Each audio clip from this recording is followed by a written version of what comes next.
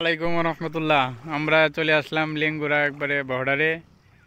যে ঝর্নার পানি এইদিকে পিন্ডিয়া থেকে নামতেছে, এই দেখেন একবারে পাহাড় থেকে নামতেছে।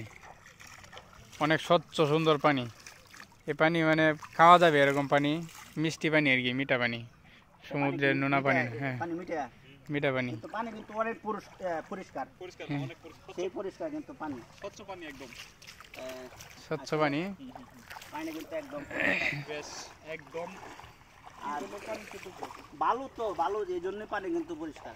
হ্যাঁ, এই যে নিচে বালু দেখা যাচ্ছে, এই বালু কিন্তু সারা বাংলাদেশে এখান থেকেই বালু নেওয়া হয়। বালুর ব্যবসা করেন নাকি? বালুর ব্যবসা করে, বালুর ব্যবসায়ী। আপনি যদি ভালো লাগে আমাদের সাথে যোগাযোগ করতে পারেন, অবশ্যই আমরা আপনারা। আচ্ছা আচ্ছা, ঠিক আছে, ইনশাল্লাহ আপনার আচ্ছা ওনার ফোন নাম্বার স্ক্রিনে দেওয়া হবে। আর যাদের ভালো লাগে যোগাযোগ করতে পারেন। স্বচ্ছ একবারে মানে চিকন বালু, ভালো মানের একটা বালু পাইবেন এখান থেকে। দেখেন এই যে বালু, অনেক সুন্দর একটা জায়গা।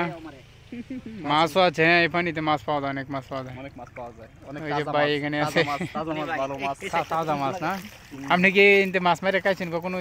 আমি কখনো মারি নাই, তবে আমার আত্মীয় স্বজন যারা এরা অনেকে মারি নিছে। হাতে বাইম ধরছি, এখান থেকে অনেক মোটা মোটা বাইম ধরছি। তারপরে এই ট্যাংরা মাছ, গুলশা মাছ বড় বড়, এগুলো দুইটা আমরা অনেক সময় খাই আর কি। আমিও ধরছি, আমিও অনেক সময় ধরছি। ওই যে এই সাইডটাতে মাছ পাওয়া যায়, মানে নদীর কিনারে। হ্যাঁ,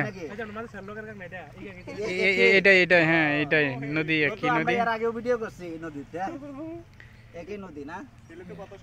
আমরা কিন্তু ওই যে এটা দিয়ে এখনো মাছ পাওয়া যাবে। ওই যে ওই দিকে যাইলে মাছ পাওয়া যেতে পারে, এইদিকে। তারপরে এইদিকে অনেক মাছ, মানে এগুলাতে ছোট ছোট একটা মাছ, এটাকে বাঁশ পাতা মাছ বলা হয় আমাদের এলাকায় বলে, মানে খাইতে অনেক স্বাদ। এরপরে এই ট্যাংরা মাছ, এগুলো ট্যাংরা বলে। নিচে এই যে বালু অনেক নরম, তো এই যে বালু কাটতে কাটতে যাইতেছে, এই যে পানির স্রোত অনেক।